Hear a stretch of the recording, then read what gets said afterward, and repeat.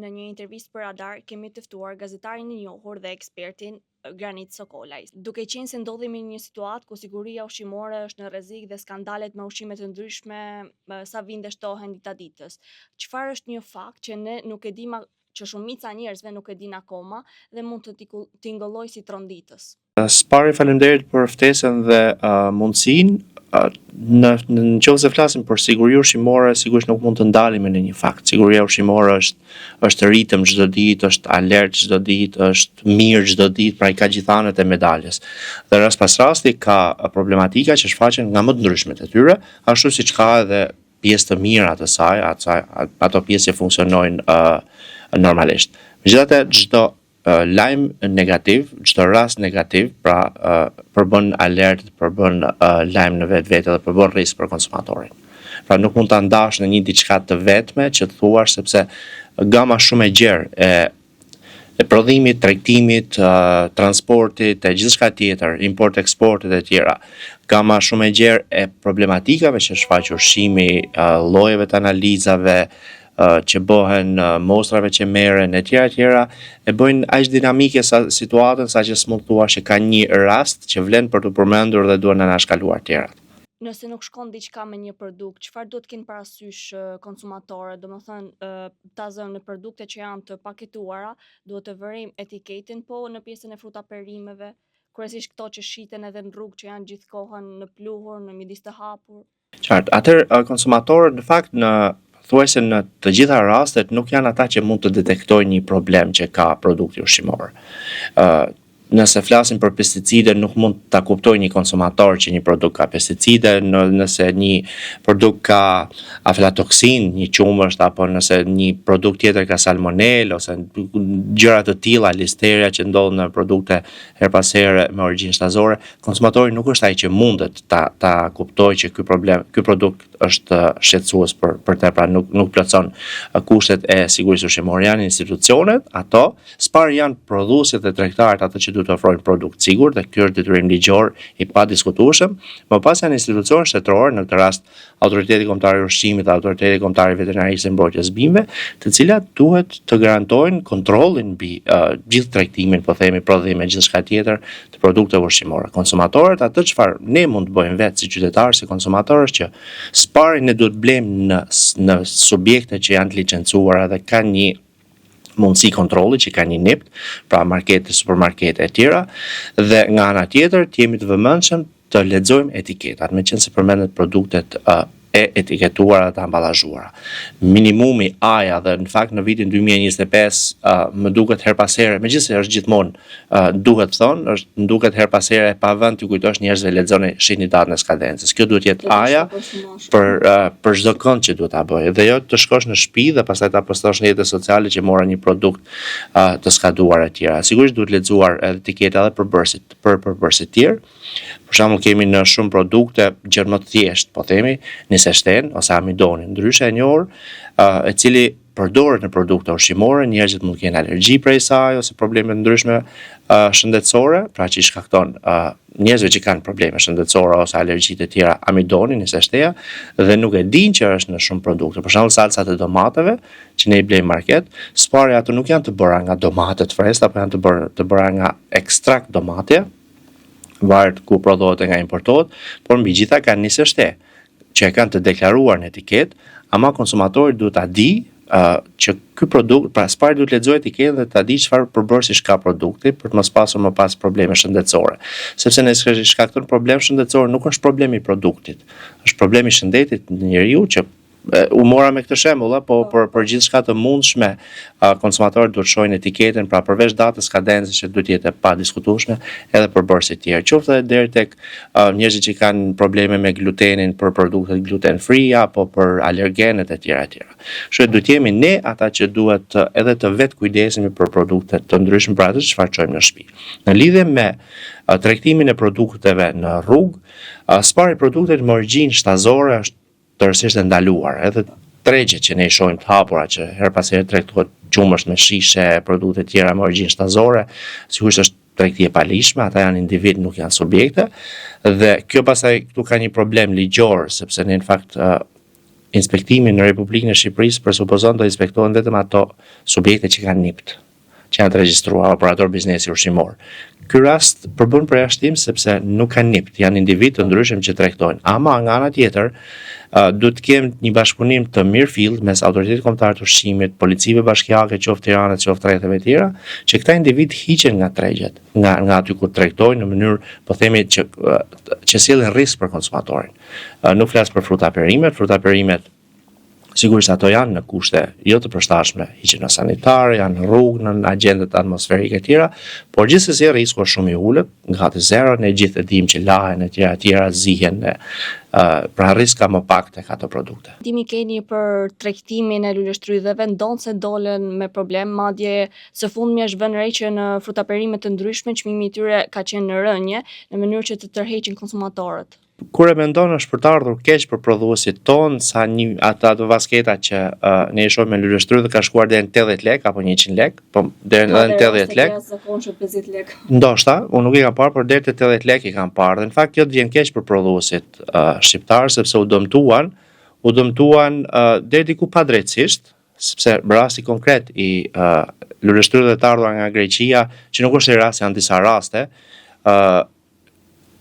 i përbër një alarm, një panik të konsumatorëve që i detyroi që të refuzojnë si produkte. Dhe në këtë rast u dëmtuan fermerët shqiptarë, nuk u dëmtua as subjekti importuesi atyre luleshtrydheve nga Greqia dhe as prodhuesi grek apo eksportuesi grek.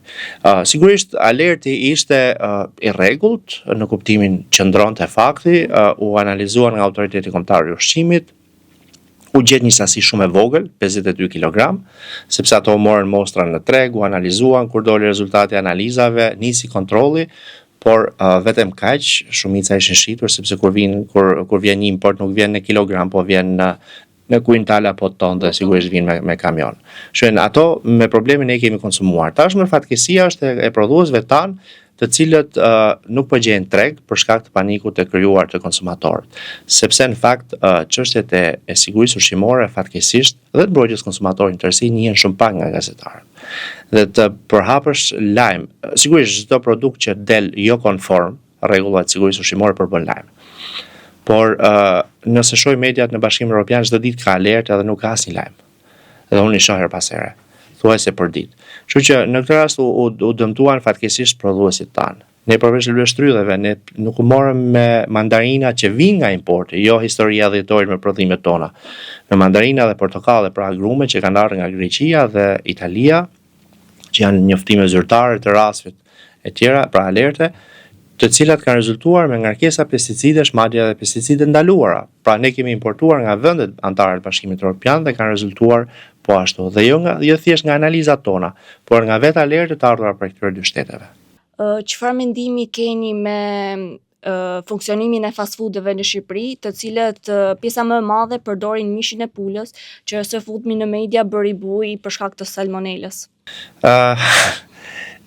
Sigurisht edhe ky rast nuk është i ngjashëm me atë që sapo përmendëm të luleshtrydheve, kishte një rast të rrezikshëm sepse rrezikon. Ky ishte rast i frikshëm, na rrezikon të gjithëve, por salmonela s'pari jeton me ne. Nga pula, produktet e pulës, edhe derë janë masivisht me salmonelë. Fast foodet përbëjnë rrezik në shumë gjëra sepse s'pari ne si konsumator nuk dim se çfarë po konsumojmë aty, në shumicën e rasteve ose thuaj nëse në gjitha rastet, sepse ne nuk dim çfarë pule po ushqemi nga ato xhirot e famshme ku piqet pula ose derri, se në dy rastet pula ose derë mbajnë. Ne nuk dim se sa ka shkuar temperatura në thellësitë e atij mishi kur ne konsumojmë, që minimumi duhet të jetë 70 gradë për zhdukur salmonellat, ose në salmonelën që ishte rasti i freskët është tifimorium dhe që duhet 75 gradë me patjetër. Por veç kësaj ne kemi diskutimet her pas hershme për vajin e atyre fast foodeve, i cili mund të ndrohet një herë në javë. Kemi probleme me produkte tjera shtesi që është keqapi apo mostarda apo salca, të cilat ne nuk kemi asnjë informacion se kush është prodhuesi, se sa është mbajtur, përbërësit e tij, sepse nëse themi një salcë kosi nuk duhet të ketë asgjë tjetër. Në qoftë se themi pastaj salcë apo salcë për zjerë, ai ka dhe vaj palme. Ne duhet ta dim, sigurisht ne se dim kur. Ne duhet ta dim që majoneza ka edhe vezë, ka produkt me origjinë shtazore, që përbën risk për konsumatorin. Pra, në vetvete, fast foodet edhe potmosisht dhe problem salmonele, janë subjekte me risk të lartë për konsumatorët. Sigurisht njerëzit i frekuentojnë, por her pas here mund të shfaqen edhe probleme serioze për shëndetin. Ku mendoni se qaloj problemi me institucionet duke qenë se hyri mishi me salmonelë në vendin tonë? Problemi qëndron tek baza ligjore. Në pikat e inspektimit kufitar ose pik quhet, që ndodhen në çdo vend kalimi kufitar, ato janë pik inspektimi sepse kanë lidhje me importin dhe kontrollin e produkteve ushqimore që importohen, nuk kanë lidhje thjesht me pjesën procedurale të pagesës doganës e tjera. Aty ka inspektorët të autoritetit kombëtar të ushqimit, të cilët veprojnë mbi një manual për inspektimin në pik, dhe ky manual ka 2 pika të cilat saktësojnë kur duhet bllokuar ngarkesa në import dhe kur duhet lënë e lirë që dalin treg, edhe pse ti ke marrë mosër për ta analizuar. Dhe rasti konkret është kur ti nuk ke dyshime për këtë produkt, nuk ka një alert për këtë produkt, pra për kontejnerin që vjen apo ngarkesën që vjen, ti merr mostër, e çon në laborator, ama produktin e lejon të dalë në treg. Dhe ky është një handicap ligjor mbi cilin edhe inspektori AKU-s në pik, ndoshta nuk ka pasur faj, mund të kishte zgjedhur opsionin e çekimit që produktet mos dalin në treg derisa të dalë rezultati i analizës, ama nuk ka qenë detyrim ligjor. Por, nga ana tjetër, ky mendoj unë që ky gap duhet korrigjuar. Ka një udhëzim mbi cilin funksionon piku, udhëzim ministri, pra kjo rregullore që thash ky manual, është e vitit 2008 dhe kjo besoj duhet ndryshuar, sepse nëse ti merr mostër dhe produktin e lejon të dalë në treg, kur janë mostra kontrolle rutine, jo mbi alertet veçanta, derisa dalë analiza, produkti mund të jetë shitur dhe konsumuar, edhe nëse ty ka dalë analiza pozitive, pra pozitive në këtë rast është kur ka ngarkesa të ndryshme problematika, pse po e merr atë mostër? Kështu për sa kohë merret, produkti duhet të i bllokuar. Se ku pastaj është në magazinat e kompanisë importuese e tjera është gjendet zgjidhja lehtësisht. Ama ky ka qenë një problem kryesor ligjor kryesisht i shtetit ton, i bazës ligjore për sigurinë ushqimore. Pra sepse kompaninë nuk e detyron ligji në këtë rast të mbajë produktin të bllokuar në magazin dhe të mos e tregtojë. Sigurisht kompania nuk e ka ditur në këtë rast, se në fundit në mijëra ton mish që vinë në vit në Shqipëri, 8 ton mish me që rezultojnë me salmonelë nuk janë asgjë për një kompani dhe në fundit edhe për një subjekt vogël, askush nuk besoj se do ta bëjë qëllimisht. Kështu ky rast ka pasur problematikë në bazën ligjore të vetë institucionit. Pra këtu lidhet vetëm bazën ligjore? Unë e lidha me bazën ligjore sepse pastaj ka pasur diskutime gjata, autoriteti kombëtar i ushqimit thoshte nuk na u përgjigj kompania për të ndjekur gjyrimorshmërinë e tjera. Kjo është një histori shumë e gjatë sepse duke qenë se unë e kam ndjekur dhe e di. Rezultati i analizave nga ISUV, që mostrat janë me probleme, pra me salmonel, ka ardhur në ditën e 11 i ka shkuar autoritetit kombëtar të ushqimit. Autoriteti kombëtar i ushqimit ka dërguar trupin inspektuese diku mbas dite. Megjithëse ka qenë ditë e premte, megjithëse e premtja është puna zyrtare mbaron në orën 14, kanë çuar trupin inspektimit diku nga ora 17. Dhe është gjetë subjekti mbyllur. Tani, dhe trupa është kthyer mbrapsht dhe ka shkuar nesër. Në momentin kur ke alert, ti nuk duhet të kthesh trupin mbrapsht. Ti duhet njoftosh subjektin në çdo rast që të vit hapi magazinat, subjektin, pra biznesin e vet, cilë gjithë stafin punë dhe të marrësh masa që nëse produkti është në treg, të marrësh masa urgjente për kthimin e asaj sasi që mund të mos jetë konsumuar, mund të jetë diku në markete, në rafte, te distributorët ku ata kanë shitur. Të minimizohet. Për sa kohë produkti është në treg. Dhe ti s'mund të kthesh trupin e inspektimit mbrapsht, pra thotë trupa e inspektimit subjekti është mbyllur dhe po shkojmë nesër. Kur ka shkuar nesër, ka qenë ditë shumë, kanë gjetë një person tek. Personi tek, thoshte unë s'kam punë me gjyrimorshmërinë, dhe i kanë vendosur një gjob e tjera, diku te 400.000 lekë të reja, dhe janë mjaftuar me kaq deri të martën, sepse pastaj ishin edhe shtuna dhe e diela, më falni, dhe hona pushimi dhe janë mjaftuar deri të martën. Pra në rast alertesh, ti do të njoftosh subjektin të dalin çdo orë të ditës dhe të natës, të hapi subjektin dhe të marrësh masa për s'pare ka detyrim ligjor subjekti, por ti institucioni kontrollues dhe që të garanton sigurinë ushqimore. Dhe nëse nuk të përgjigjet subjekti që besoj, mund të ishte përgjigjur se e ka detyrim çdo subjekt, atëherë ke struktura tjera që janë policia e shtetit e tjera, të cilat do ta hapin subjektin me çdo mënyrë të mundshme.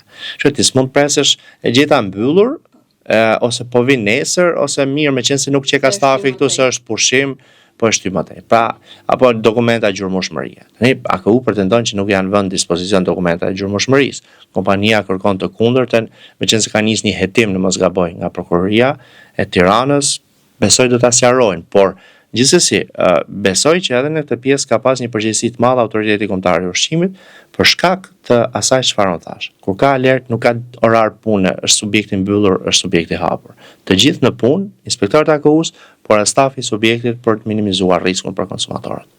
Nga ana tjetër patim edhe rastin e mandarinave shqiptare, të cilat shtetet europiane morën menjëherë masa, ndërkohë që Shqipëria për mallrat si luleshtry dhe të ardhura nga jashtë ose rasti i mishit me salmonel, nuk është se u mor ndonjë masë urgjente. Çfarë mendimi keni për këtë situatë? Shikon, ne në raport me Bashkimin Evropian ne jemi vend i tretë, po themi, sepse jemi vend jo antar dhe kryesisht produktet shqiptare që eksportohen në Bashkimin Evropian, shumica janë fruta perime, sepse apo bime medicinale në produkte me origjinë shtazore nuk eksportohen në Bashkimin Evropian, ju nënshtrohen kontrolleve të rrepta analizave kryesisht.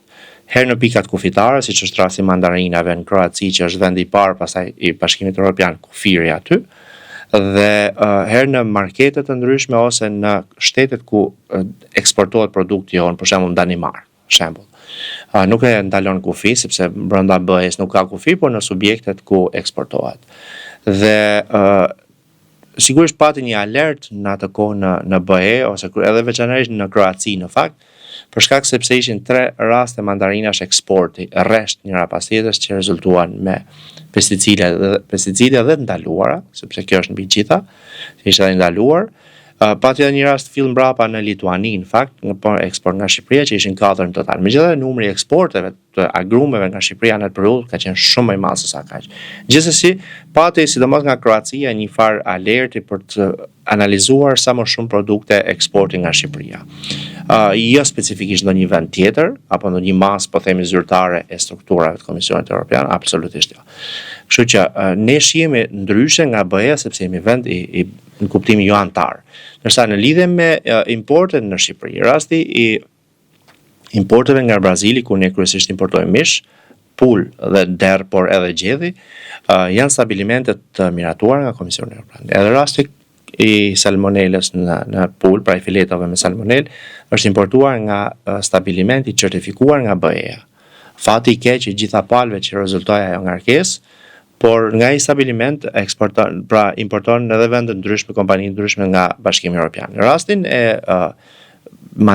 nektarinave ose edhe të agrumeve nga BE-ja, për shembull nga Italia apo nga Greqia, sigurisht ne nuk i kontrollojmë për sa kohë në kufi, për sa kohë ato vijnë nga një vend antar i Bashkimit Evropian, dhe në këtë rast ju besojmë vetëm dokumentave shoqëruese të tyre që janë ndër tjera edhe flet analizat, raport analizat, kështu që por rastet pastaj mund të jenë bazë planeve të monitorimit të tregut nga Autoriteti Kombëtar i Ushqimit, merren mostra në treg rëndom sipas planit vjetor që ata kanë dhe rezultojnë pastaj konform apo jo konform dhe rastet konkrete kanë rezultuar jo konform.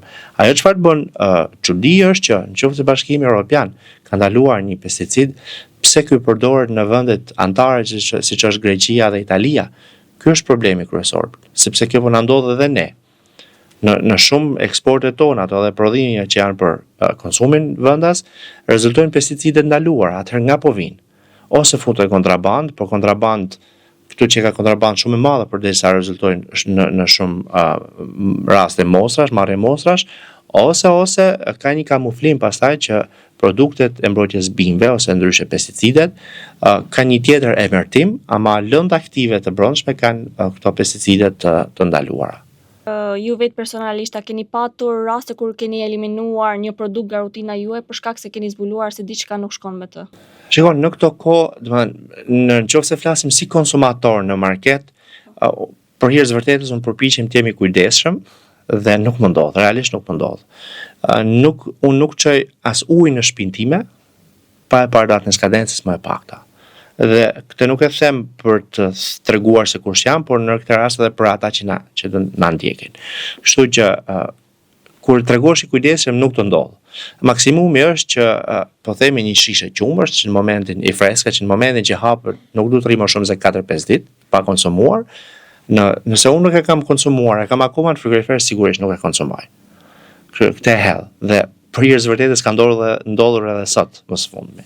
Pra nuk është konsumuar gjithë shishe, 1.4 litra sa është dhe kanë kaluar 4-5 ditë dhe unë e hodha sot. Kështu që mua nuk më ndodh, por njerëzit duhet të jenë patjetër të kujdesshëm në atë çfarë blejnë për fëmijët e tyre. Paguajnë nga xhepi i tyre dhe në fundit atë çfarë e çojnë në shtëpi duhet ta kenë të sigurt.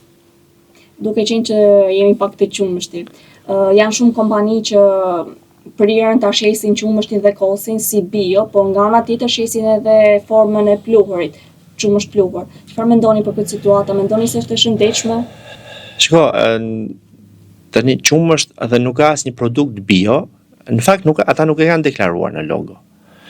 Nuk ka asnjë produkt bio as atë që mund ta marrim në mal sot, nëse nuk është certifikuar bio dhe ka të gjethen që e tregon që është bio dhe ka marrë gjitha certifikimet e mundshme, pra ka kaluar gjithë hallkat për të certifikuar bio. Ajo çfarë vëret re te kompanitë e qumshtit, ata thonë qumësht i freskët ose qumësht natyral. Kjo besoj është e ligjshme, por qumësht natyral dhe qumësht i freskët nuk është e njëjta gjë. Nëse flasim për qumësht natyral, nuk përfshihet ose i freskët nuk përfshihet qumshti i pluhur. Megjithatë, në qumshtin e freskët, kur themi freskët, ky që konsumohet për pak ditë, jo ai tetrapaku, është e sigurt që nuk përdoret qumësht pluhur. Në kos është e lejuar deri në 3% të sasisë të përdoret qumësht pluhur për shkak të lëndës tat, por pastaj ha diskutim nëse është 3% apo 13%, këtë duhet të jenë institucionet ata që duhet ta ashtu. Megjithatë, edhe qumshti i pluhur në vetvete nuk është qumësht dhe nuk është i lirë. Nuk është aq i lirë. Nëse ne blejmë qumësht pluhur sot nga vendet e Bashkimit Evropian, sigurisht të rezulton kilogrami pastaj ose po tash ndash kur hollohet në litra të rezulton sa qumshti i fermerëve tan.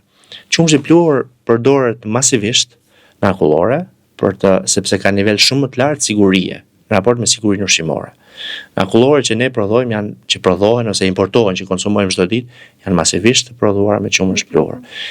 Kostat e frutave janë masivisht të prodhuara me qumësht pluhur, markat më të mira, edhe prodhime shqiptare dhe markat më të mira në botë. Absolutisht, sepse është një produkt që jeton më gjatë, qumshti i freskët nuk jeton gjatë. Dhe përveç tetrapaku që ka fatin deri në 6 muaj dhe që kalon 132 gradë, por vlerat ushqyese kanë rënë, por kur përpunohet, por qumshti i pluhur akulloret nuk e dije gjatësinë e tyre, në fakt mund të jenë diku te 1 vit dhe vetëm qumshti i pluhur mund të rrojë gjatë për shkak të heqjes kurortare, të heqjes gjithë mikroorganizmave që ka. Dhe kjo është e ligjshme, siç njerëzit thonë bëjnë alarmin për vajin e palmës dhe në fakt alarmant është ta marrin kur nuk e dinë. Ama ne çokokremin e fëmijëve që ja japim që mëngjes është me vaj palme. Dhe është i deklaruar kompanitë më të mëdha në botë që eksportojnë edhe në Shqipëri apo furnizojnë botën. Për shembull, çokokremi është masivisht me vaj palme. Kështu që edhe këto alertet në kuadër thashë themesh apo në kuadër nuk po gjej fjalën tani, nuk përbëjnë gjithmonë vërtet atë alarmin që presupozohet. Tani qumshti sigurisht është produkt me risk lartë në treg për konsumatorin, gjithmonë produktet me origjinë shtazore janë risk i lartë. Megjithatë, salcat, unë po e them salckose, po ato nuk duhet quhen salckose, janë masivisht me vaj palme. Ama e kanë deklaruar, pavarësisht se ka një hile, një kleçk që thuhet vaj bimor, po sigurisht me vaj palme është, dhe ne këtë e dim, dhe sasitë shumë të madhe vaj palmes në industri shkojnë edhe tek biskotat e gjithkund, por po them, shkojnë edhe dhe është e ligjshme për sa kohë është deklaruar. Dhe nuk quhet salckose. Një pjesë e tyre, domethënë nëse dikush quhet salckose, po ka futur shtesa të tjera, ky është mashtrim tregtar. Ajo mund të quhet salce përbërë, veri emrin çfarë duash. Kështu që se po ndalemi në produktet veçanta merr shumë kohë. Kështu Bio nuk ka bio nëse nuk ka certifikimin bio, çfarë lloj produkti tjetë. Pastaj natyrale, po. Natyral, po, i freskët pastaj ha diskutim, për shembull qumshit Tetra Pak nuk mund të jetë i freskët. Zakonisht qumshit që shiten në plastik në Shqipëri, jo plastika rrugës, plastika në market është i freskët. Kjo është e sigurt. Si mendoni se do të dukej Shqipëria mbas 10 vitesh nëse funksionon siguria ushqimore? Për hir të vërtetës çdo vit ka përmirësim sigurisë ushqimore, po jo për shkak të frikës ose të masave shtrënguese nga shteti. Për shkak të vetë ndërgjegjësimit të subjekteve tregtare dhe prodhuese për të përmirësuar standardet. Sepse është tregu ai që të mban në treg dhe është tregu pra konsumatori blerësit ata që nxjerrin nga tregu. Plus konkurrenca, plus dëshira e subjekteve për të eksportuar, që ne fatkeqësisht në BE nuk eksportojmë akoma produkte me origjinë shtazore. Kështu që për 10 vjet sigurisht mund të ketë një përmirësim të ndjeshëm, por duhet dim diçka. Vetëm në vitin 2023 Bashkimi Evropian ka pasur 77.600 raste vetëm salmonelash. Në mars, kur po kërkoja për shembull për të parë alertet në Gjermani me vendet anëtare të BE-s, në mars deri javën e parë të prillit kishte diku te 157 raste alertesh produkte në Gjermani të importuara nga vende të tjera, por të rezultuar në Gjermani alerte, dhe 57 produkte gjermane, pra të prodhuar në Gjermani të eksportuar në vende të tjera në BE si kishin rezultuar me alert. Mes tyre edhe çokoladë me salmonelë. Kështu që kjo puna e sigurisë ushqimore, sigurisht masa që merr shteti, investimet masa që merr shteti s'pari për bazë ligjore, që ne në fakt e kemi të mirë edhe për shkak të transpozimit që bëjmë aktis Bashkimit Evropian, edhe masave që marrin vetë subjektet, shkon gjithmonë në rritje. Hallkat e zinxhirit janë aq të shumta sa që në çdo rast, në çdo moment të mundshëm mund të prishin zinxhirin e një produkti të sigurt. Prodhim, tregtim, mbajtje në market, gjithçka e mundshme që mund të ndodhë një produkti ta prish zinxhirin, sadomas të jenë marrë nga gjitha institucionet e mundshme. Megjithatë, siguria ushqimore është risk gjithmonë në çdo moment. Kryesisht më veçanërisht janë produktet me origjinë jo shtazore, por në përgjithësi gjitha produktet ushqimore. Ishim sot me ekspertin e njohur Granit Sokolaj, së bashku do të shihemi në puntatën e radhës. Faleminderit për shikimin.